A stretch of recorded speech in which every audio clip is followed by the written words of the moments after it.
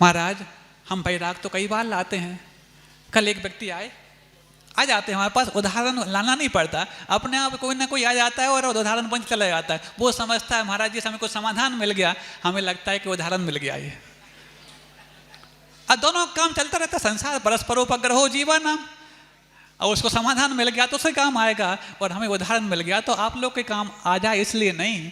ये सांसारिक व्यवस्थाएं ऐसी चलती हैं, ऐसा सुन करके मुझे अपने आप को और अपनी उस निर्णय पर और आनंद होता है कि नहीं सही जा रहे हो, तुम सही कर रहे हो। तो बोले महाराज मन बहुत अस्त व्यस्त रहता है, इतना अस्त व्यस्त रहता है कि कई बार लगता है, मैं खूब पढ़ता हूँ, मतलब अध्यात्म इतना रुचिकर लगता है मेरे लिए, इतना रुचिकर लगता है कि अध्यात्म के अलावा इस आत्मा का कोई सार नहीं है। फिर भी महाराज जी बेचैनी बहुत रहती है। तुमने कहा बेचैनी के निमित्त को जोड़ के रखे हो इसलिए तो रहती है। नहीं महाराज, कई बार ऐसे वो अंदर से भाव उठते हैं कि सब बिल्कुल व्यर्थ है, मिथ्या है, वो स्पार्क पता नहीं उठते हैं, लेकिन फिर कहाँ तो हो जाते हैं, कहाँ छुप जाते हैं पता नहीं।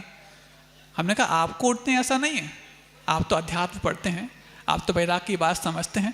दुनिया में वो जो बिल्कुल टोटली राग में डूबा हुआ है, आमूल चूल जो राग में सना हुआ है, वो व्यक्ति को दिन में कई बार वैराग के चढ़ाते हैं, उसको भी विरक्ति के स्पार्क उठते हैं। लेकिन स्पार्क उठ करके भी, चिंगारियाँ उठ करके भी जब उसको ईंधन नहीं मिलता तो स्पार्क और चिंगारियों को कोई काम नहीं होता।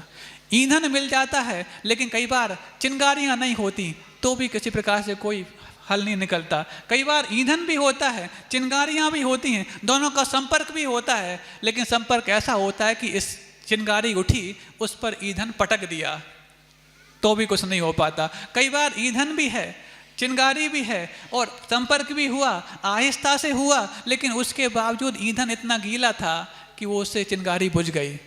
और उसके बाद कई बार ऐसा भी है कि ईंधन भी है, चिंगारी भी है और किसी प्रकार से संपर्क भी अच्छा है, सूखा भी है, लेकिन इस बीच में हवा चल गई तो भी कुछ नहीं हो पाता। इन चारों पांचों अवस्थाओं में वो स्पार्क जो विरक्ति के हमारे अंदर उठते हैं, उनका कोई भी फल सामने नहीं आ पाता।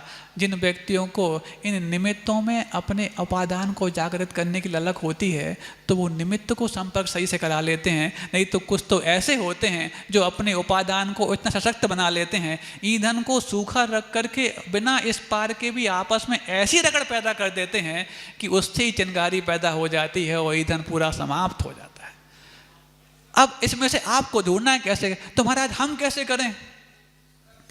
पहले तो उन जो चिंगारी के निमित्त हैं उनको बनाए रखने के लिए पहले ईंधन तो तैयार करना पड़ेगा। हमारा ईंधन कैसे बनाएं?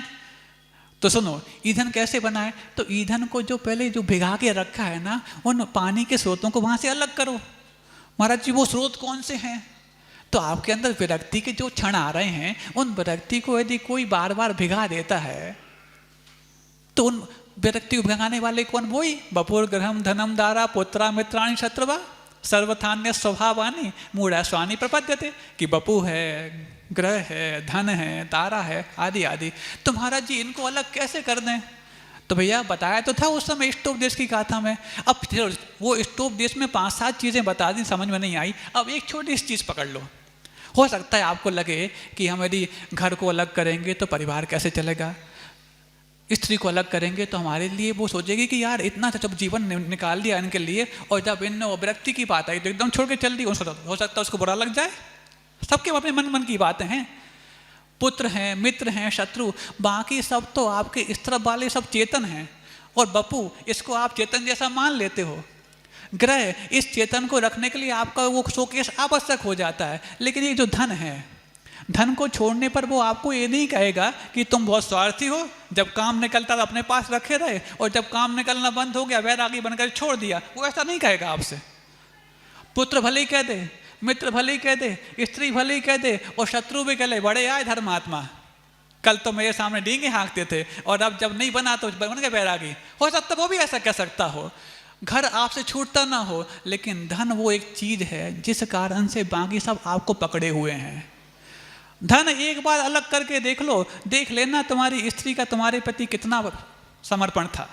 धन एक बार अलग करके देख लो, समझ जाओगे कि तुम्हारा पुत्र तुम्हारे प्रति सेवा के जो भाव रखता था उसमें कितना उसका लाग लपेट था। वो पुत्र और वो शत्रु और वो मित्र भी, शत्रुता शायद इसलिए रखता था शत्रु भी आपके साथ, क्योंकि आपके धन को देख करके उसको सहन नहीं होता था। तो यदि धन को यदि अलग और कमती करते चले जाओगे, बाकी सारी चीज़ें अपने आप व्यवस्थित होती चली जाएंगी। और धन को छोड़ते वक्त धन भी ये नहीं कहेगा कि तुम कितने स्वार्थी निकले, जब काम पड़ता था तो अपने पास लगे रहे, और छोड़ने के बाद वो ये धन ही है। इन सातों आठों में जो आपके संसार को बनाए रखने में 7-8 जो निमित्त हैं, उनमें एक धन निमित्त ऐसा है जो आपसे ना किसी प्रकार से लड़ने आने वाला है और ना आपके मार्ग में बीच में पड़ने आने वाला है। यदि आप उसको अपने बीच में आने से रोक दें और आया है तो उसको यथास्थान सदुपयोग के रूप में ला लें, अपने आप सारी चीज़ें व्यवस्थित होने लग जाएंगी। बाकी सारे संबंध, रिश्ते, नाते जिनका यथार्थ आप पकड़ नहीं पा रहे हैं, उनका यथार्थ भी आपको आने लग जाएगा। तो महाराज ये तो बहुत बड़ी बात हो गई। तो बड़ी हो गई तो अब इसमें कौन सी चीज़ है जो आपके लिए रोक के रखी है? विचार करेंगे महाराज जी। अब देखो, विचार जो आया ना मन में, जैसे आपको मोटिवेशन मिला और आप मोटिवेट हुए, उसके बाद जो अंदर विचार आया, ये विचार कहीं ना कहीं उस धन का विचार नहीं है। धन के प्रति जो अपनापन है उसका विचार आपको रोके रखता है। तो अपनापन के लिए पहले निमित्तों को अलग करना पड़ेगा। एक दिन करके देख तो लो, अच्छा झूठ ही सही कर लो, कोई बात नहीं। सारे परिवार वालों के सामने कह दो कि भैया हमारा जितना था वो हमने अलग कर दिया। भले ही जब वो आपका साथ देने या लड़ने आ जाए तो फिर रख लेना अपने पास। प्रयोग तो करके देख सकते हो ट्रायल रूप में। तो अभ्यास के रूप में करके देखो कि वो धन जो जिसके कारण मेरा मित्र, शत्रु, पुत्र, कलत, इन सबका व्यापार और रिश्ता चलता था, उसको मैंने अलग किया तो उनका मेरे प्रति व्यवहार क्या हो गया। और लगे कि ये सब तो व्यवहार मात्र उस जड़ के कारण था जिसमें मैं अपनी बुद्धि को जड़ बना के रखा था। अरे जड़ का मतलब तो मूल भी होता है और जड़ का मतलब तो मूर्ख भी होता है।